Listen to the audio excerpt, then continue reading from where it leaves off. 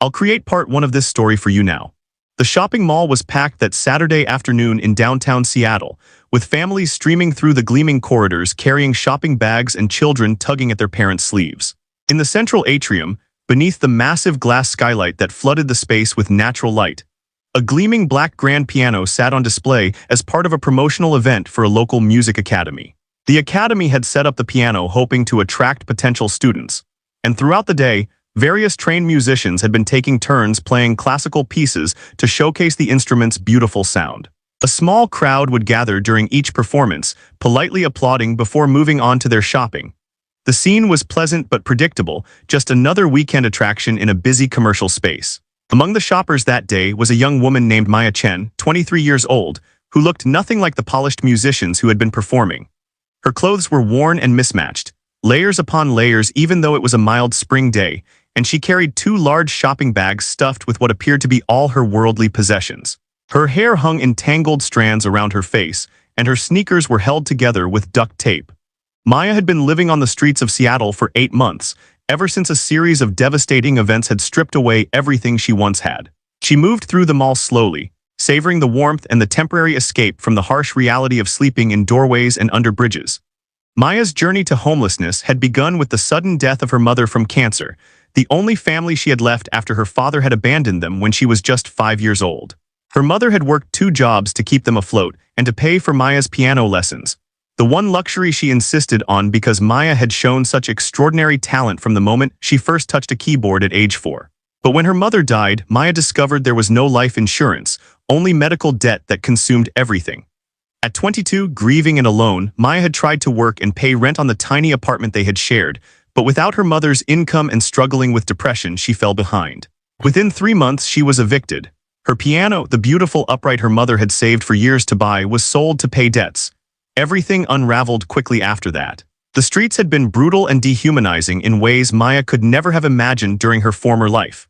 She had been a music student at community college, working part-time at a coffee shop, living a modest but hopeful existence. Now she spent her days trying to stay safe, searching for food, and seeking warm places to rest. The mall had become one of her refuges, a place where she could blend in for a few hours, use the restroom to wash her face and hands, and feel almost human again.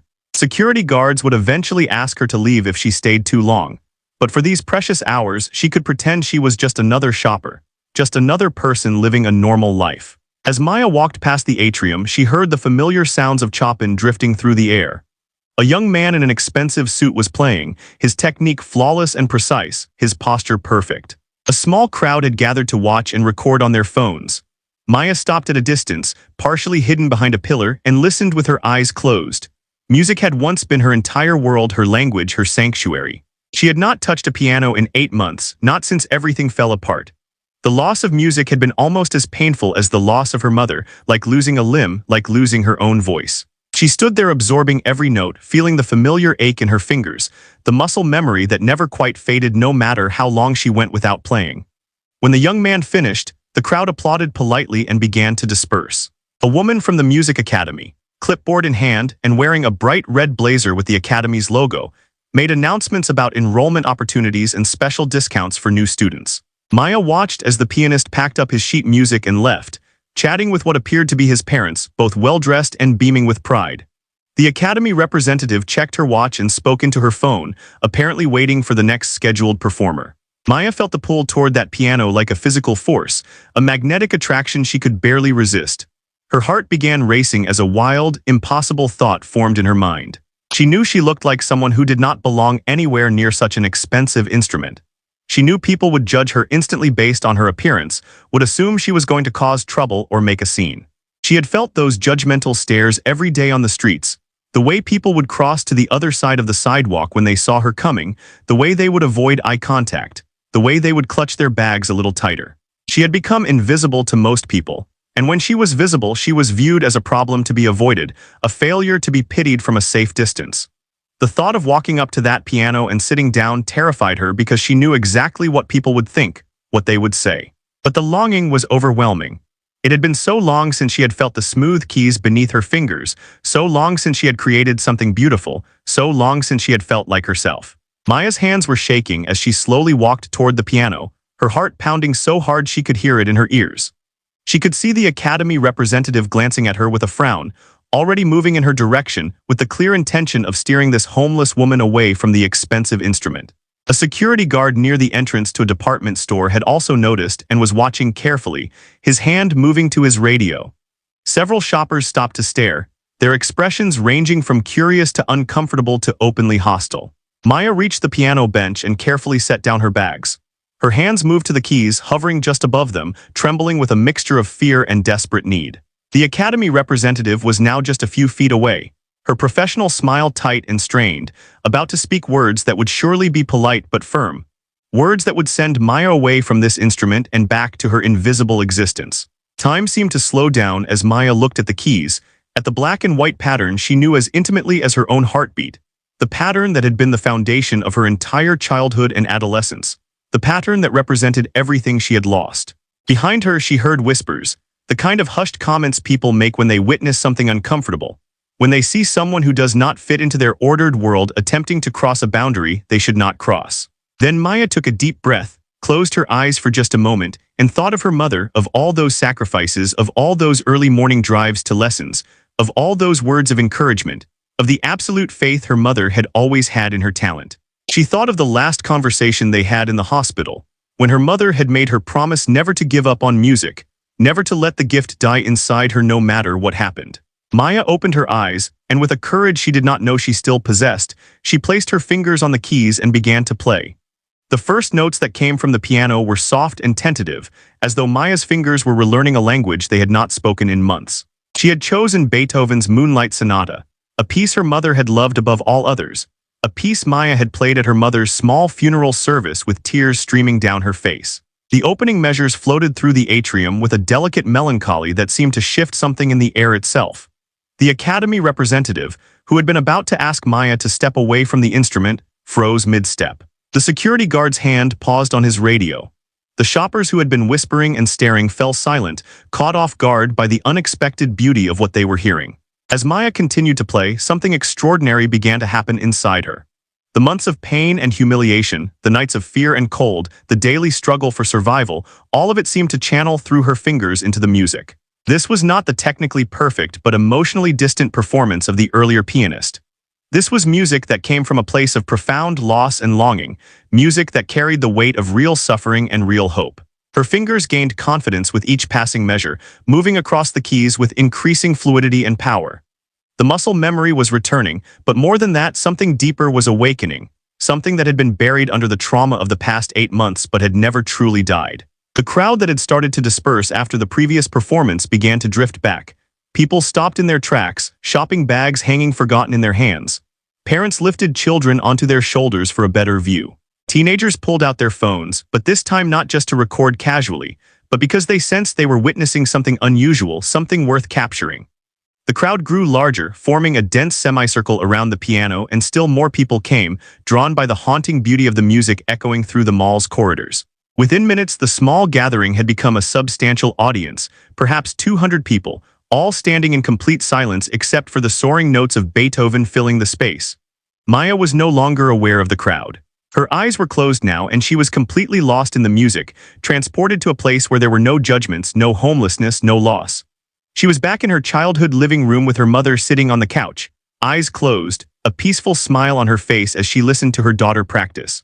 She was back at her first recital at age 7, nervous and excited, her mother in the front row mouthing words of encouragement. She was back at the community college practice rooms, working on complex pieces late into the night, driven by dreams of becoming a professional pianist, of making her mother proud, of building a life around this gift she had been given. All of those memories, all of that love, all of that history poured out through her fingers.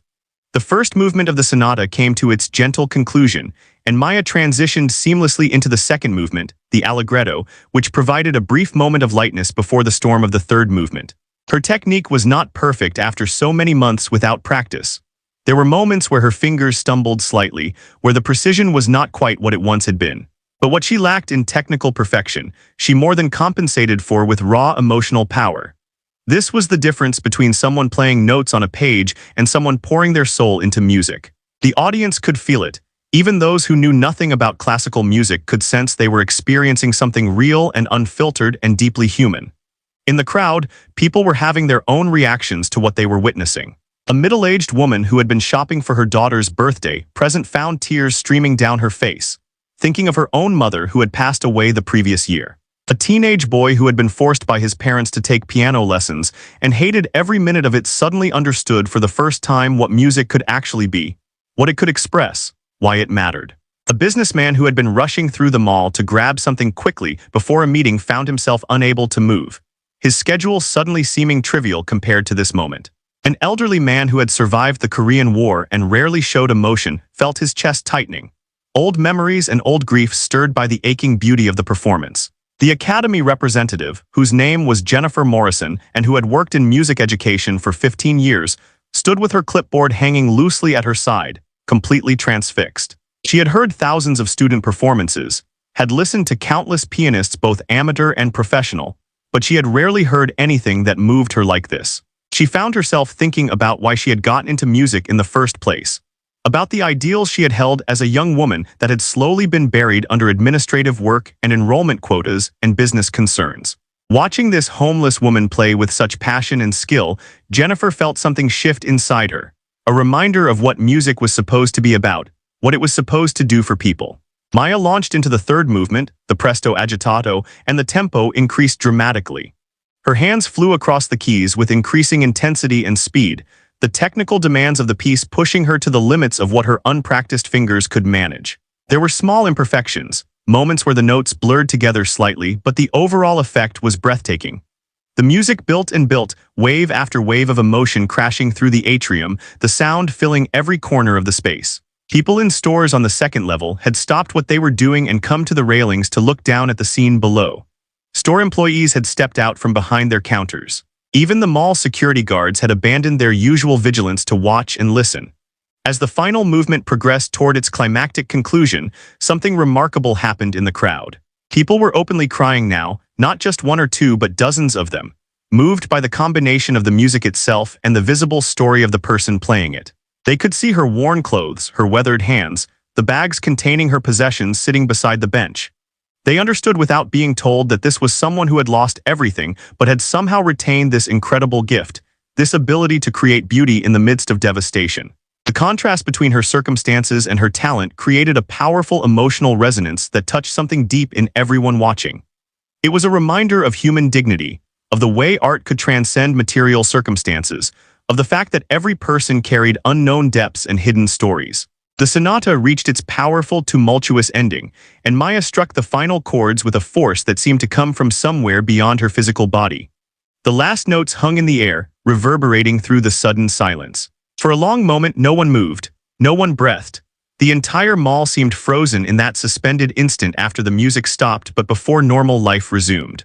Maya sat at the piano with her head bowed, her shoulders shaking, tears streaming down her face.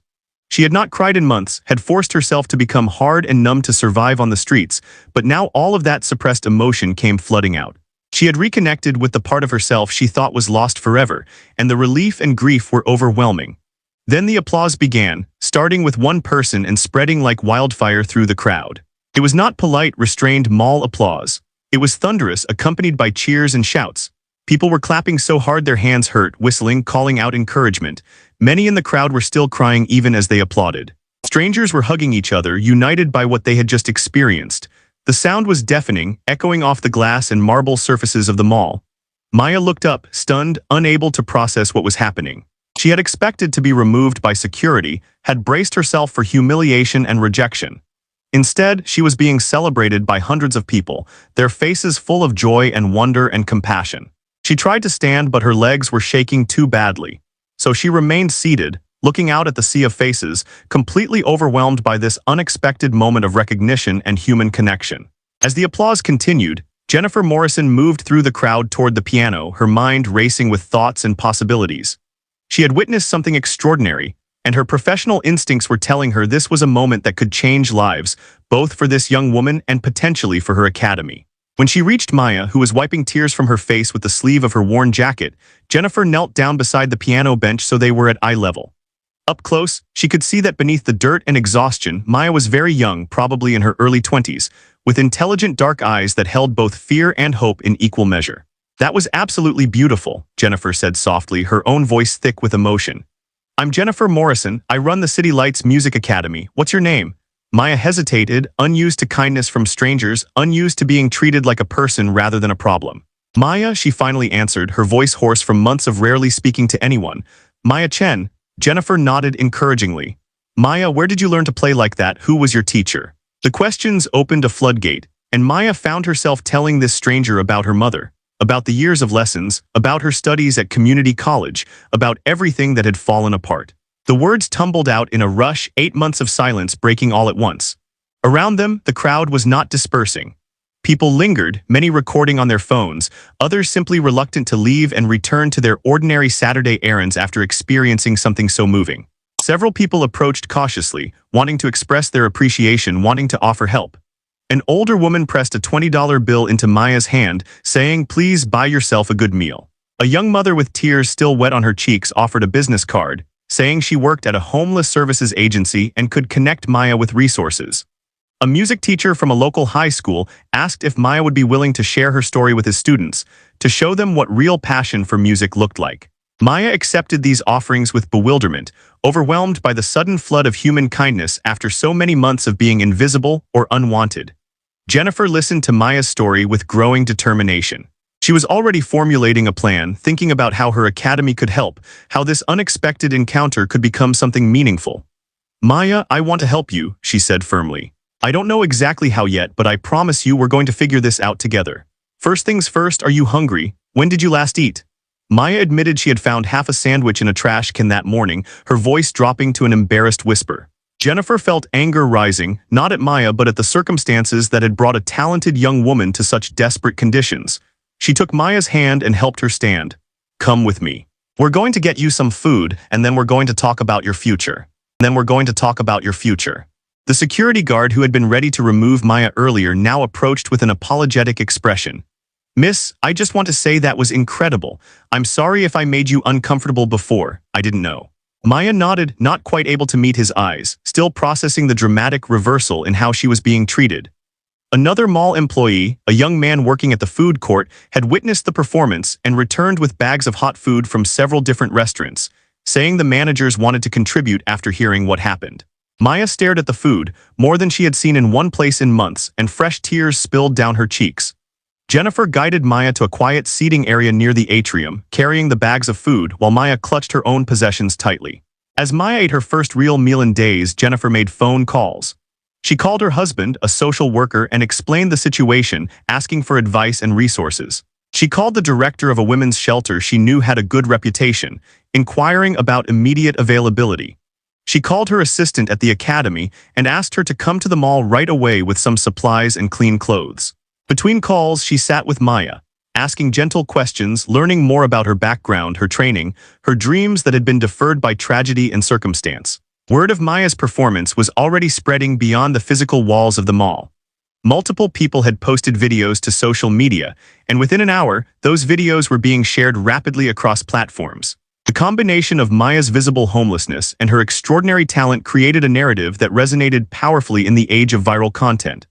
Comments poured in expressing amazement, sympathy, anger at societal systems that allowed talented people to fall through the cracks, and offers of help from strangers across the city and beyond.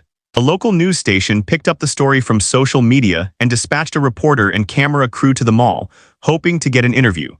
By the time Jennifer's assistant arrived with supplies, a small media presence had gathered. Jennifer, protective of Maya and aware of how vulnerable she was, politely but firmly declined interview requests for the moment, saying that Maya needed time and privacy to process what had happened.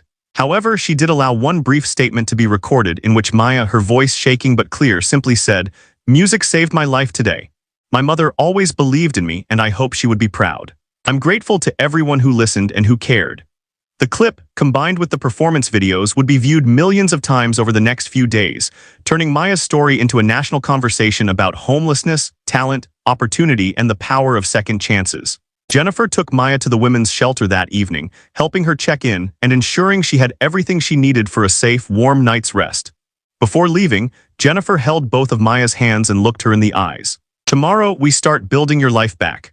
I'm going to help you, but you have to want this, Maya. You have to be willing to do the work. This isn't just about charity. You have real talent and the world needs to hear you play. Are you ready to fight for your future? Maya, exhausted but feeling the first stirrings of hope she had experienced in 8 months, nodded. I'm ready. I promise I'm ready. That night, sleeping in a real bed for the first time since her eviction, Maya dreamed of her mother, and in the dream, her mother was smiling. The next morning, Maya woke to sunlight streaming through clean windows, momentarily disoriented by the unfamiliar sensation of safety and comfort. For months, her mornings had begun with the harsh reality of cold concrete, aching muscles, and the immediate pressure to move before being told to leave whatever doorway or alcove had sheltered her through the night. Now she was in a small but clean room at the women's shelter, with actual sheets on the bed and her belongings secured in a locker rather than clutched against her body in fear of theft. The director of the shelter, a compassionate woman named Ruth who had worked with homeless populations for 20 years, knocked gently on her door and invited her to breakfast in the communal dining area. Over breakfast, Ruth explained the shelter's programs and resources. They could provide Maya with a safe place to stay for up to 90 days while she worked on getting back on her feet. They had partnerships with job training programs, mental health services, and caseworkers who specialized in helping people transition out of homelessness. Maya listened carefully, taking in information that yesterday would have seemed like an impossible fantasy. Ruth also mentioned that Jennifer had already called that morning to check on Maya and would be arriving within the hour to discuss next steps. The kindness of these strangers, their willingness to invest time and energy into helping her, felt almost overwhelming. Maya had spent so long being treated as less than human that being seen and valued as a person with potential felt almost surreal.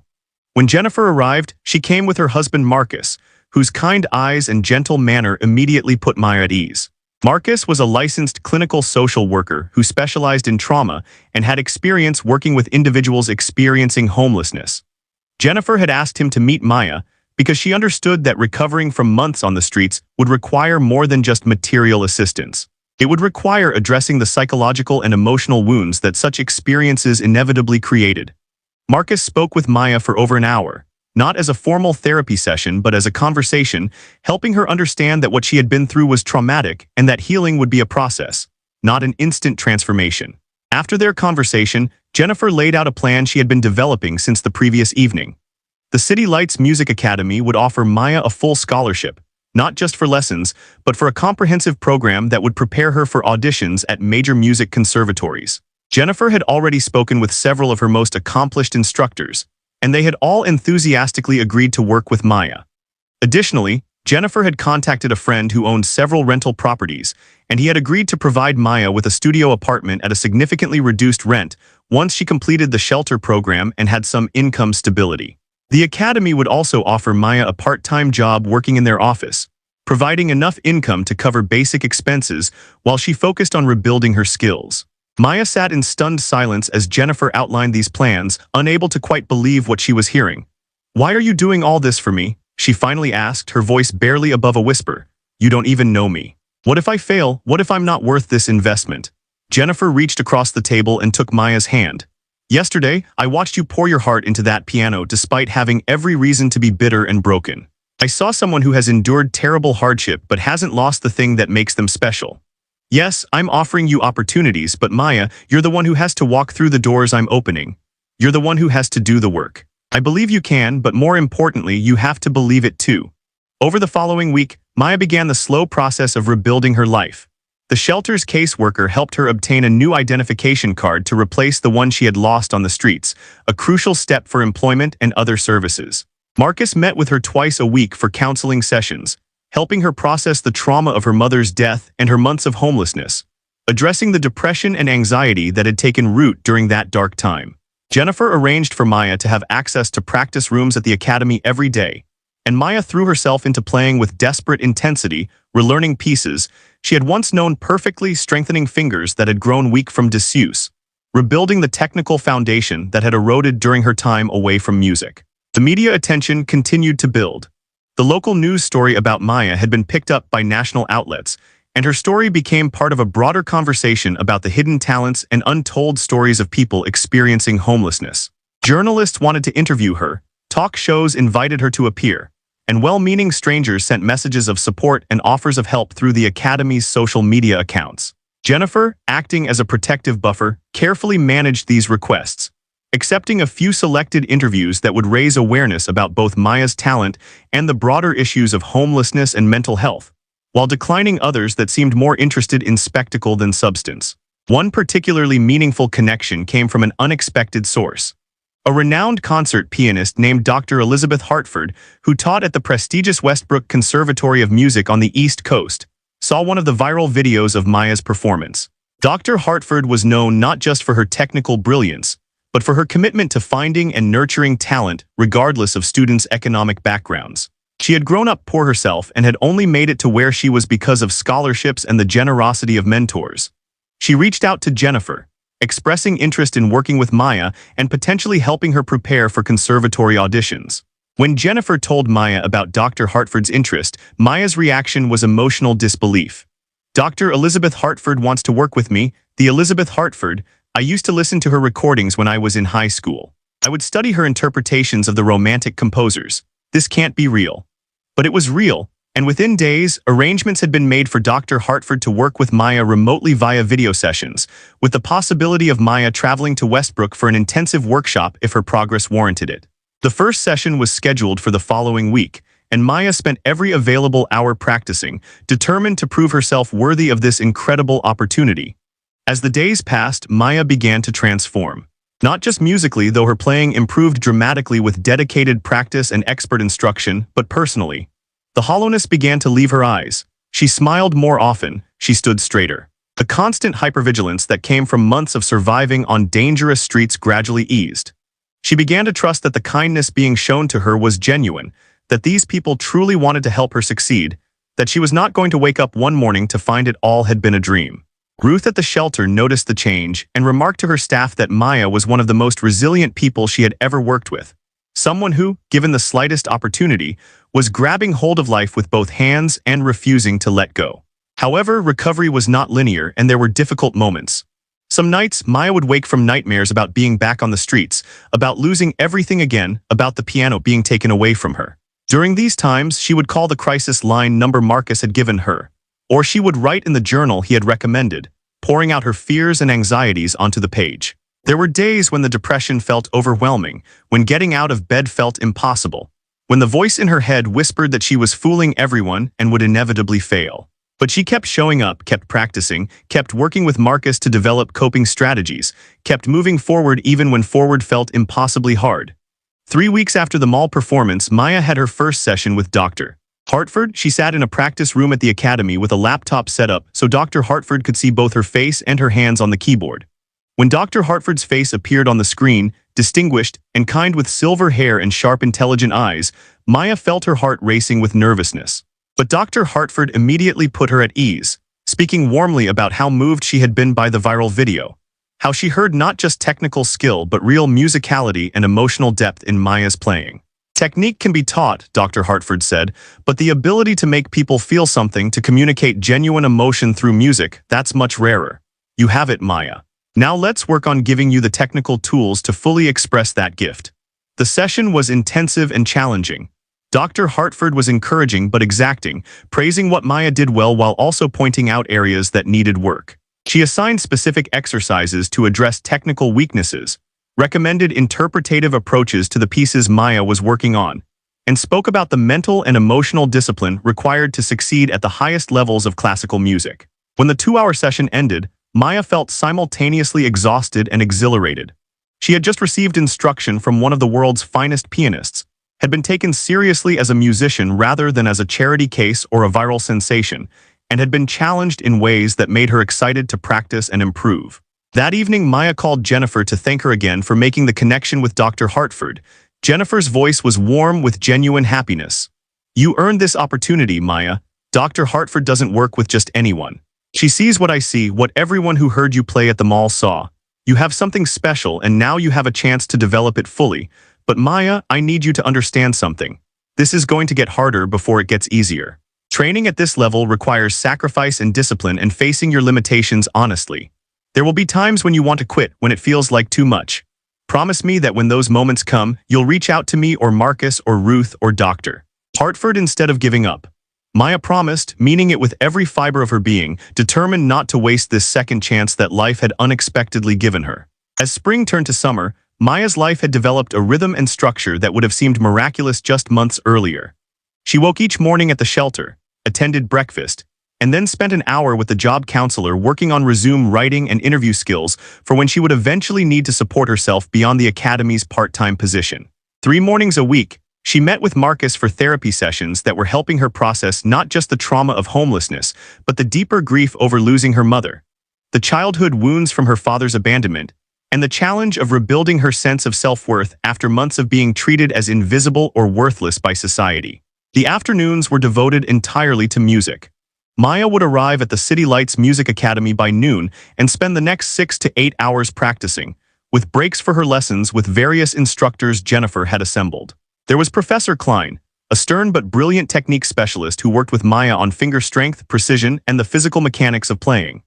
There was Ms. Yuki Tanaka, an interpretive coach who helped Maya understand the historical and emotional context of the pieces she played, teaching her how to make informed artistic choices rather than simply playing notes on a page. And every Friday evening, she had her video session with Dr. Hartford, who was gradually becoming not just a teacher but a mentor and advocate. The part-time work at the academy began in Maya's second month there. Jennifer had created a position for her handling administrative tasks, answering phones, filing paperwork, and helping coordinate student schedules. It was simple work, but it provided Maya with a paycheck, a sense of purpose beyond her own recovery, and the opportunity to be around music and musicians constantly. The other staff members had all heard her story and treated her with warmth and encouragement. Some of the academy's students, particularly the younger children, looked at Maya with a kind of awe, knowing she was the pianist from the viral videos, the one who had played so beautifully despite being homeless. Maya's playing improved dramatically during these months of intensive practice and expert instruction. The technical weaknesses that had developed during her time away from the piano were systematically addressed and corrected. Her repertoire expanded as she learned new pieces, relearned old favorites, and began to develop her own interpretive voice under Dr. Hartford's guidance. But more than technical improvement, there was a deepening of her musical expression. The pain she had experienced, rather than destroying her ability to make music, had actually enriched it.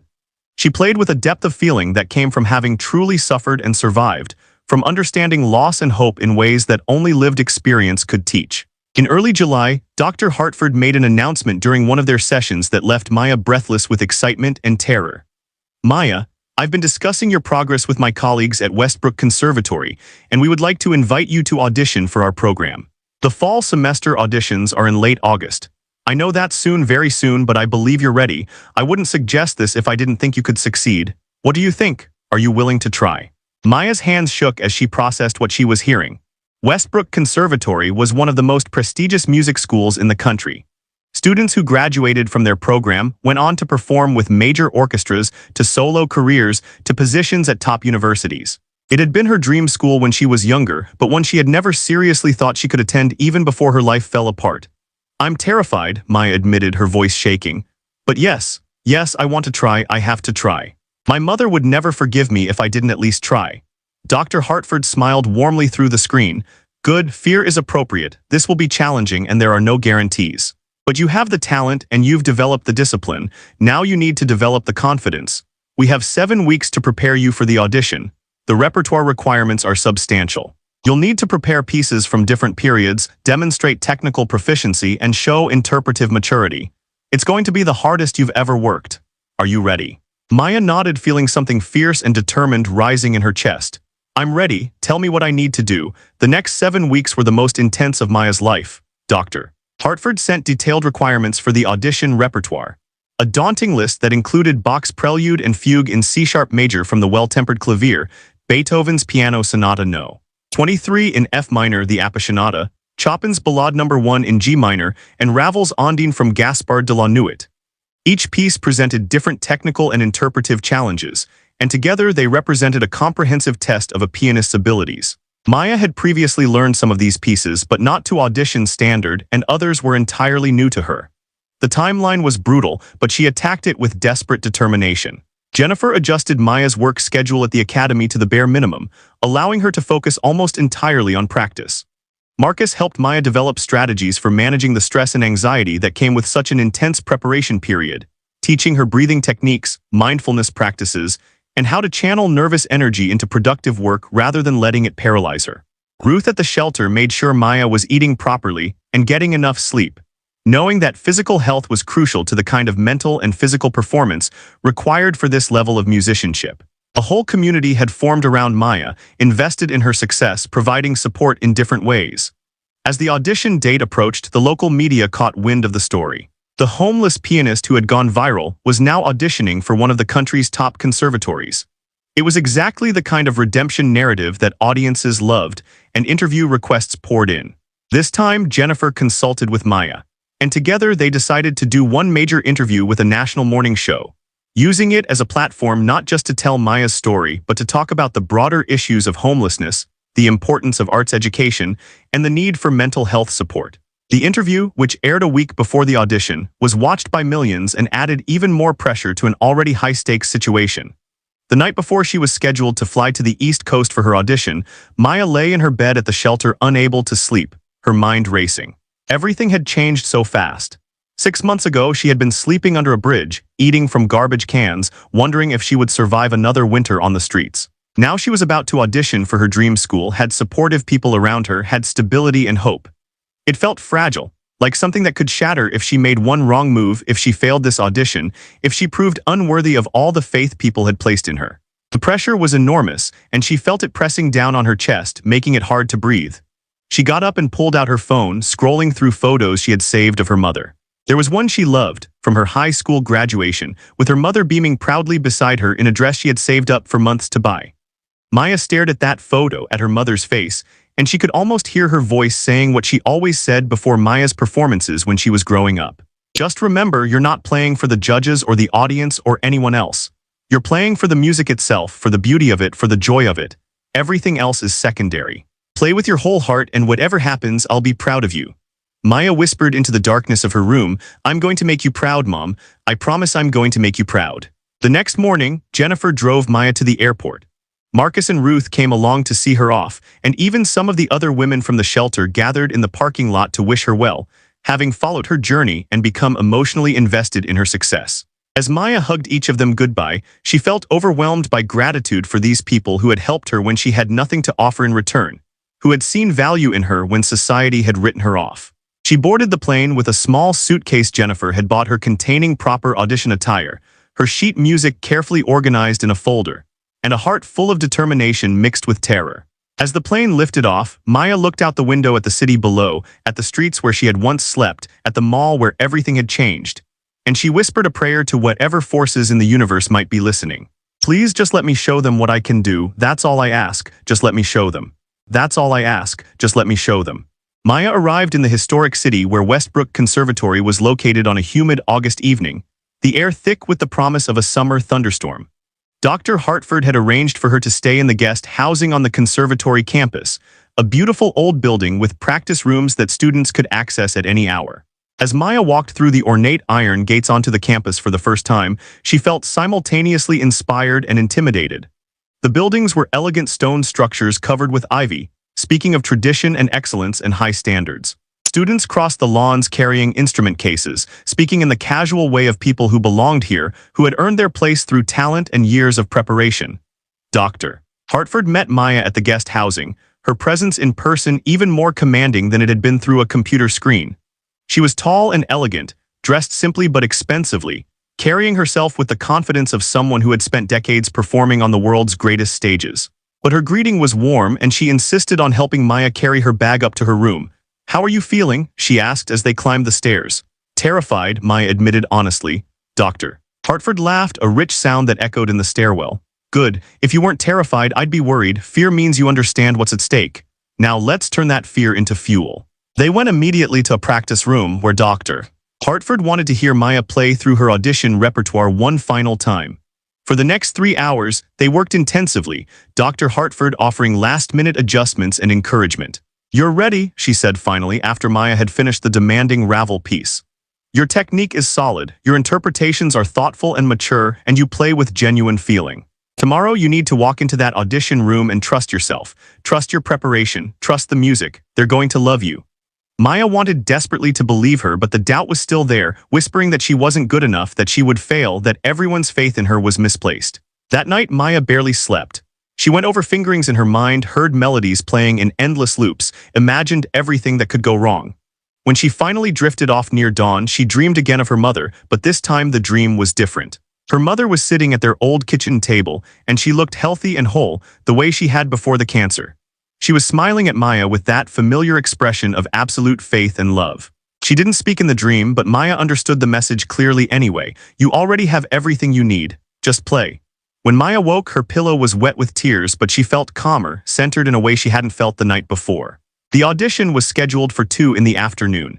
Maya spent the morning warming up in a practice room, going through scales and exercises, playing through sections of her pieces that she wanted to polish one more time. At noon, Dr. Hartford appeared and insisted Maya stop practicing and have lunch. At this point, more practice will just make you tired. You need to eat and rest your hands. Trust the work you've already done. They ate together in a small cafe near campus. And Dr. Hartford told stories about her own auditions years ago. The mistakes she had made, the terror she had felt, the way she had eventually learned to channel nerves into performance energy. The stories helped Maya feel less alone, reminded her that even the greatest musicians had once been where she was now, uncertain and afraid and hoping for a chance. At 1:30, Maya and Dr. Hartford walked together to the audition hall, a beautiful recital space with perfect acoustic sound, a magnificent grand piano on the stage. Other auditioners were waiting in the hallway, most of them looking young and nervous, some accompanied by parents or teachers. Maya, at 23 and having come from homelessness, felt completely out of place, like an imposter who had somehow snuck into a space where she didn't belong. Dr. Hartford seemed to sense this and squeezed her shoulder.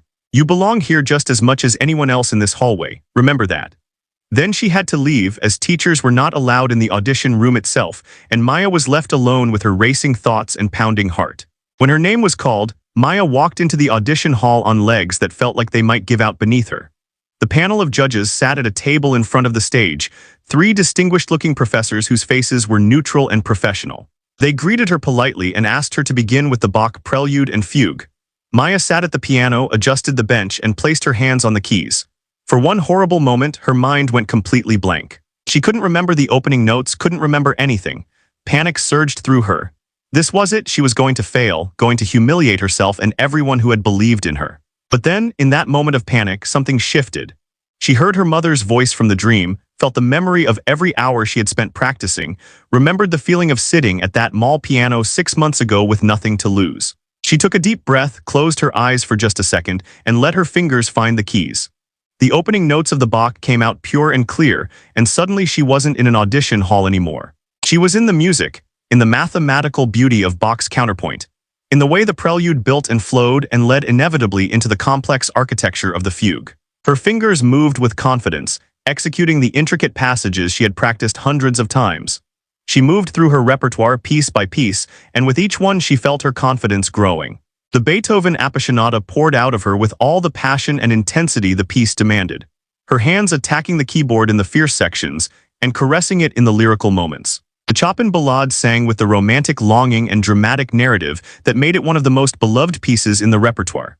And finally, the Ravel, technically treacherous and impressionistically beautiful, showcased her ability to create color and atmosphere at the keyboard. When she played the final notes and lifted her hands from the keys, she was breathing hard, exhausted from the physical and emotional exertion of performing at that level for nearly an hour. There was a moment of silence in the hall, and Maya looked up at the judges for the first time since she had started playing. What she saw made her heart skip. One of the judges, a woman with gray hair pulled back in a severe bun, had tears running down her face. The man beside her was leaning forward in his chair, his expression intense and moved. The third judge was writing rapidly in his notes, but when he looked up and met Maya's eyes, he was smiling. The woman who had been crying spoke first, her voice thick with emotion. That was extraordinary, truly extraordinary. Where did you study before coming here for this audition? Maya took a breath and decided to tell the truth, the whole truth. I studied at community college for 2 years before my mother died and I lost my housing. I spent 8 months homeless before I played at a mall and was offered help. I've been training intensively for the past 6 months with Dr. Hartford and the instructors at City Lights Music Academy in Seattle. She saw the judges exchange glances and her heart sank. They were going to hold her background against her. They were going to decide she wasn't conservatory material because she didn't have the traditional trajectory. But then the male judge spoke, and his words surprised her. I saw your viral video. I saw what you played at that mall, but what you just did here, that was something else entirely. That was the playing of a serious artist, someone who has developed not just technical skill, but real depth of interpretation and expression. The judges asked her questions about her musical background, her goals, her influences. They asked her to cite a piece she had never seen before, testing her ability to learn new music quickly. They asked her to play sections of the Chopin again with different interpretive approaches, testing her flexibility and understanding. Through it all, Maya answered honestly and performed to the best of her ability, feeling less like she was being interrogated and more like she was having a conversation with fellow musicians who took her seriously. When they finally thanked her and told her she could go, she walked out of that hall feeling like she had left everything she had on that stage, had held nothing back, had shown them exactly who she was as a musician. Dr. Hartford was waiting in the hallway, anxiously pacing. When she saw Maya's face, she rushed over. How did it go? Maya collapsed into her arms, suddenly exhausted, and said, I played the best I've ever played in my life. Whatever happens, I played my heart out and I have no regrets. Dr. Hartford held her and said, That's all anyone can ever ask. I'm so proud of you. They walked back to the guest housing together and Maya felt a strange peace settling over her. She had done everything she could. The outcome was no longer in her control. She had faced her fear, had risen to the challenge, and regardless of whether she was accepted, she had proven to herself that she was capable of more than she had ever imagined. The waiting period after the audition was agonizing. The conservatory had told Maya that decisions would be made within 2 weeks and that she would receive notification by email. She flew back to Seattle the next day, exhausted but feeling a strange sense of accomplishment mixed with anxiety about the unknown outcome. When she arrived back at the shelter, Ruth and the other women greeted her with questions and encouragement, wanting to hear every detail of the audition. Maya found herself telling the story again and again, reliving the terror and the triumph of those hours at the piano in front of the judges. Jennifer took Maya out to dinner that weekend to celebrate the audition itself, regardless of the outcome. Over pasta at a quiet Italian restaurant, Jennifer told Maya something that surprised her. You know, when I first saw you walk toward that piano in the mall, I almost had security remove you. I'm ashamed to admit that now, but it's true. I saw your appearance and made assumptions about who you were and what you were capable of. You taught me something important that day. You taught me to look beyond surfaces, to remember why I got into music education in the first place. You've changed my life too, Maya, not just your own. Maya felt tears welling up and reached across the table to squeeze Jennifer's hand. You saved my life. You and Marcus and Ruth and Dr. Hartford, you all saved my life. The part-time work at the academy became a welcome distraction during the waiting period. Maya threw herself into her administrative tasks, helping with the start of the new fall semester, registering students, organizing schedules, answering parents' questions. Some of the parents recognized her from the viral videos and the news coverage of her audition, and they would ask about her experience, expressing hope that she would get accepted. Their kindness was touching, but it also increased the pressure Maya felt. So many people were rooting for her, believing in her, that the thought of disappointing them felt almost unbearable. Marcus helped Maya work through these feelings in their therapy sessions. You need to separate your worth as a person from the outcome of this audition, he told her gently but firmly. Whether or not you get into Westbrook Conservatory doesn't change your value as a human being or even necessarily as a musician. You've already achieved something remarkable by coming back from homelessness, by rediscovering your passion, by working as hard as you have. That's success in itself. The audition result is just one door, and if that door closes, other doors will open. Do you understand? Maya nodded, trying to internalize his words, but the anxiety remained a constant companion. 10 days after the audition, Maya was working at the academy's front desk when her phone buzzed with an email notification. Her heart stopped when she saw the sender, Westbrook Conservatory admissions. Her hands shook so badly she almost dropped the phone. She couldn't open it, couldn't bear to read what it said. What if it was a rejection? What if all her work and all her hope had been for nothing? She sat frozen, staring at the unopened email, while students and parents moved through the lobby around her, unaware of the life-changing moment happening at the reception desk. Jennifer, who had been in her office, came out and immediately noticed Maya's pale face and shaking hands. What's wrong? She asked, then saw the phone and understood instantly. Is that from Westbrook? Maya nodded mutely. Jennifer came around the desk and put her arm around Maya's shoulders. Do you want me to read it first? Maya considered this, then shook her head. No, I need to know. I need to read it myself. She took a deep breath, said a silent prayer, and tapped the email to open it. Her eyes scanned the first line, then widened. She read it again to make sure she understood correctly, then a third time. Then she looked up at Jennifer with an expression of complete shock. "I got in," she whispered. "They accepted me, full scholarship. They accepted me." Jennifer let out a sound that was half laugh, half cry and pulled Maya into a tight embrace. Other staff members, hearing the commotion, came out to see what was happening, and when they learned the news, they erupted in cheers and applause. Students in the waiting area joined in, even those who didn't know Maya, caught up in the joy of the moment. Maya stood in the center of this celebration, tears streaming down her face, unable to quite process what had just happened. Less than a year ago, she had been sleeping on the streets, hopeless and forgotten. Now she had been accepted to one of the most prestigious music conservatories in the country. The news spread quickly. Marcus called within minutes, having been texted by Jennifer, his voice full of pride and happiness. Ruth called from the shelter, saying all the women there were celebrating.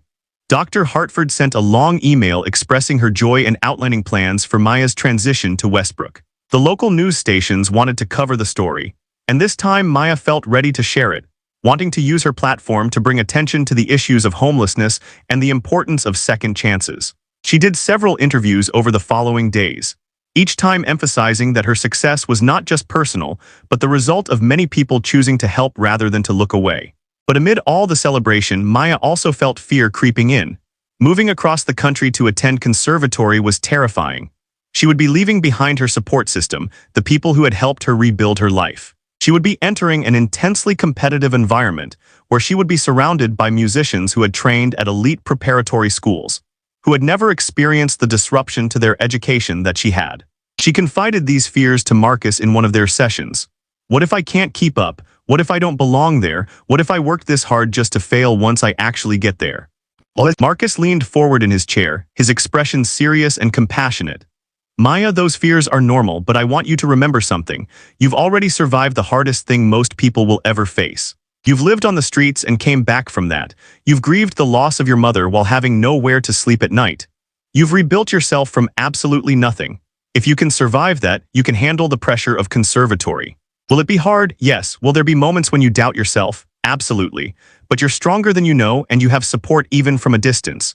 Jennifer and Ruth and I are not going to disappear from your life just because you move. We're your people now, and we're here for the long haul."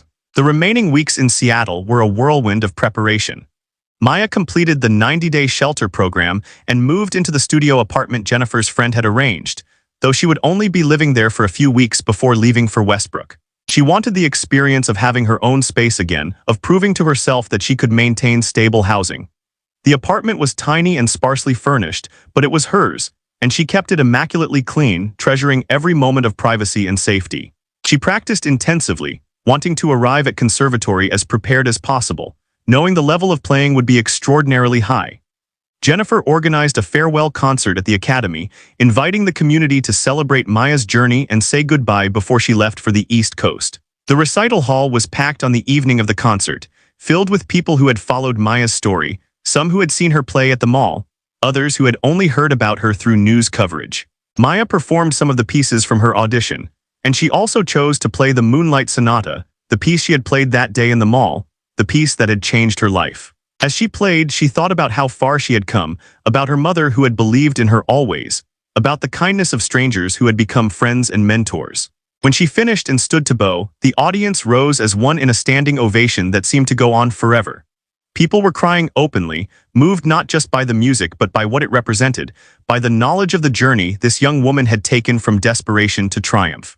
Maya looked out at their faces, at Jennifer and Marcus and Ruth in the front row, at the students from the academy, at the other women from the shelter, at the mall security guard who had almost removed her from the piano but had come to support her, at all these people who had shown her that the world could be kind, that people could be good, that hope was worth holding onto even in the darkest times. She felt her mother's presence so strongly in that moment, felt certain somehow that her mother knew that she was proud, that the sacrifices she had made had not been in vain. After the concert, during the reception, Maya was surrounded by well-wishers offering congratulations and good luck. A shy teenage girl approached her, and Maya recognized her as one of the Academy's scholarship students from a low-income family. "I just wanted to say thank you," the girl said quietly. "I was thinking about quitting piano because my family is struggling and it felt selfish to keep pursuing music. But watching you, hearing your story, it made me realize that music matters, that it's worth fighting for. You inspired me to keep going." Maya hugged this girl tightly, understanding that her story had become bigger than herself, that it could give hope to others who were struggling, that sharing her pain and her triumph could make a difference in ways she was only beginning to understand. The day Maya left for Westbrook Conservatory, Seattle was experiencing one of those perfect late summer mornings. The sky clear and blue, the air carrying just a hint of the autumn that was coming. Jennifer and Marcus drove her to the airport, helping carry her suitcase and the large bag containing her sheet music, recordings, and practice journals. At the departure gate, the three of them stood together, and Maya felt the weight of the goodbye settling over her. These people had given her back her life, had believed in her when she had nothing to offer in return, had worked tirelessly to help her reach this moment. "I don't know how to thank you enough," Maya said, her voice breaking. "You saved me. Both of you, I can never repay what you've done." Jennifer took Maya's hands in hers. "You don't need to repay us, Maya. You just need to go to that conservatory and become the musician and the person you're meant to be. Share your gift with the world. Use your story to help others who are struggling. That's all the thanks we need. You've already given us so much by letting us be part of your journey." Marcus pulled her into a hug. "Remember what we've worked on. When things get hard, and they will get hard, use the tools you have, reach out for help. Stay connected to your support system, and never forget how strong you are." The flight to the East Coast gave Maya hours to reflect on the past year of her life, on the extraordinary transformation she had experienced. She thought about the night she had considered giving up entirely, when the cold and hunger and despair had felt so overwhelming that ending her life had seemed like a mercy. She thought about the morning she had walked into that mall, how close she had come to never sitting at that piano, to never taking the risk of being seen and judged and possibly rejected. She thought about all the small moments of kindness and courage that had built upon each other to bring her to this airplane, heading toward a future she had thought was lost forever. When she landed and took a taxi to the conservatory campus, reality began to settle in. She was really doing this. She was really going to study music at one of the finest institutions in the world. Dr.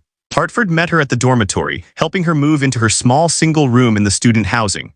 The room had a window overlooking the campus green, a desk, a narrow bed, and most importantly, a small upright piano. "I pulled some strings to make sure you got a room with an instrument," Dr. Hartford said with a smile. "I know you'll want to practice at all hours." Maya ran her fingers over the keys, feeling the familiar sense of home that a piano always gave her. The first weeks of the semester were overwhelming and challenging in exactly the ways Maya had feared, but also in ways she had not anticipated. The other students were extraordinarily talented, many of them child prodigies who had been playing since they could walk, who had studied with famous teachers, who came from families of musicians. In master classes, Maya heard playing that was technically flawless and musically sophisticated, and she felt moments of deep inadequacy, of wondering if she really belonged in such company. But she also discovered that her unique background gave her something many of her peers lacked. She had lived more, suffered more, and that life experience informed her playing in ways that pure technical training could not replicate. Her teachers at Westbrook recognized this quality in her playing immediately. In her first lesson with her primary instructor, Professor Steinberg, a demanding and brilliant pedagogue known for reducing students to tears with his exacting standards, he listened to her play through a Beethoven sonata and then sat back in his chair, regarding her thoughtfully. "You have significant technical work to do," he said bluntly. "Your education has gaps and we will need to address those systematically, but you have something I cannot teach, something that is perhaps more important than perfect technique. You understand what Beethoven was saying. You've experienced loss and struggle and you channel that into your interpretation. That's rare, especially in someone your age. We will build on that foundation." Maya worked harder than she had ever worked in her life. She practiced 6 to 8 hours a day, attended her lessons and master classes, studied music theory and history, performed in student recitals, and slowly began to find her place in the conservatory community. She made friends with other students, some of whom knew her story, others who did not. She joined study groups, attended concerts, and immersed herself completely in the world of music. There were hard days, moments when the pressure felt crushing, when homesickness for Seattle and for her support system there felt overwhelming. During those times, she would video call Jennifer or Marcus, or she would meet with the conservatory's counseling services, using the coping strategies she had learned to manage stress and anxiety. As her first semester progressed, Maya began to understand that her journey was far from over. Getting accepted to Westbrook had been a major milestone, but it was not the end of the story. It was the beginning of a new chapter, one that would require ongoing effort and dedication and courage. She would need to continue proving herself, continue growing as a musician and as a person, continue facing the demons of her past while building toward her future. But she also realized that she was ready for this challenge, that everything she had been through had prepared her for exactly this kind of demanding, all-consuming pursuit of excellence. In November, the conservatory held its annual showcase concert featuring outstanding first-year students. Professor Steinberg nominated Maya to participate, a significant honor that indicated he believed she was among the most promising students in her class. Maya chose to perform Rachmaninoff's Prelude in G minor, a piece of tremendous emotional power and technical difficulty. As she prepared for the performance, she thought about the mall performance that had started everything, about the fear she had felt then and the fear she felt now. But this fear was different. It was not the fear of someone with nothing to lose. It was the fear of someone who had something precious and was determined not to waste it. The night of the showcase, the conservatory's main concert hall was filled with faculty, students, and invited guests from the music world. Maya's family was there too, the family she had chosen and who had chosen her. Jennifer and Marcus had flown across the country to attend, sitting in the audience alongside Dr. Hartford and several other supporters who had helped Maya along her journey. As Maya walked onto the stage and sat at the magnificent concert grand piano, she felt a moment of pure clarity and gratitude. She was here. She had made it, and whatever happened from this point forward, no one could take away what she had already accomplished. She began to play, and the Rachmaninoff poured out of her with all the passion and depth and technical command she had developed over months of intensive work. The piece built and built, the thunderous chords filling the hall, her hands moving across the keyboard with power and precision. She thought of her mother, of sleeping under bridges, of the moment her fingers first touched the mall piano, of every person who had helped her, of every obstacle she had overcome. All of it was in the music, all of it channeled into this performance, this moment of triumph that was not an ending but a beginning. When she played the final crashing chords and lifted her hands from the keys, there was a moment of absolute silence in the hall. Then the applause began, not polite conservatory applause but something wild and enthusiastic. People rose to their feet, and Maya saw Jennifer and Marcus in the audience with tears streaming down their faces, saw Dr. Hartford beaming with pride, saw her fellow students cheering for her. She stood and bowed, feeling a sense of belonging that she had not felt since before her mother died, feeling like she had finally found her way back home, not to a physical place but to herself, to her purpose, to the life she was meant to live. After the concert, during the reception, Maya was surrounded by congratulations and praise. Faculty members told her she had a brilliant future ahead if she continued to work as she had been. Fellow students offered genuine compliments and friendship. Music industry professionals in attendance asked for her contact information, interested in following her career as it developed. But the moment Maya treasured most was when a young woman approached her shyly, someone Maya had never met before. "I saw your viral video last year," the woman said. "I was homeless at the time too. I'm not a musician, but seeing what you did, seeing you come back from that, it gave me hope. I got help, got into a program, and now I'm working and have my own apartment. I just wanted to say thank you for showing me that it was possible to come back from rock bottom." Maya hugged this stranger tightly, understanding in that moment the full significance of her journey. It was not just about her personal redemption or her musical career. It was about being living proof that people who society had written off could rise again, that trauma did not have to be permanent, that with help and courage and determination, transformation was possible. Her story had become larger than herself, a source of hope for others who were struggling, a reminder that human beings were capable of extraordinary resilience. Later that night, back in her dorm room, Maya sat at her piano and played softly, not practicing anything in particular but just improvising, letting her fingers wander across the keys. She thought about where she had been 1 year ago, about the impossibility of imagining this future when she was sleeping on cold concrete and wondering if she would survive. She thought about her mother and felt certain that somehow, wherever her mother was, she knew what had happened. She had seen Maya's journey and she was proud. Maya whispered into the quiet room, "I did it, Mom, I made it. And I'm going to keep going. I'm going to make every sacrifice you made worth it." She looked out her window at the conservatory campus, at the lights in other practice room windows where students were working late into the night, pursuing their own dreams with the same dedication she felt. She thought about the future stretching ahead of her, full of challenges and opportunities she could not yet imagine. There would be more performances, more competitions, graduation, hopefully a career as a performing artist and teacher, passing on to others what had been given to her. But more than any specific achievement, Maya had reclaimed something more fundamental. She had reclaimed her dignity, her sense of purpose, her belief in her own worth, her connection to the music that had always been her truest language. The journey from that mall piano to this conservatory practice room had been long and painful and ultimately transformative. Maya had learned that rock bottom was not the end of the story, but potentially the beginning of a new one. She had learned that asking for help was not weakness but courage. She had learned that the kindness of strangers could change a life, that community and connection were as essential as talent and hard work, that resilience was not about never falling but about getting up every time you did. And she had learned that music, the gift her mother had sacrificed so much to nurture, was not just a career or a skill but a lifeline, a way of processing pain and creating beauty, a bridge between her past and her future. As she finally prepared for bed that night, exhausted but content, Maya made herself a promise. She would never forget where she came from, would never forget the months on the streets or the people who had helped her. She would use her platform, whatever it became, to advocate for others experiencing homelessness, to support music education for underprivileged students, to be for someone else what Jennifer and Marcus and Dr. Hartford and Ruth had been for her. Her success would not be measured only by concerts performed or accolades received, but by lives touched and hope shared, and the ripple effects of choosing compassion over judgment. This was her purpose now, her mission, her way of honoring both her mother's memory and the second chance she had been given.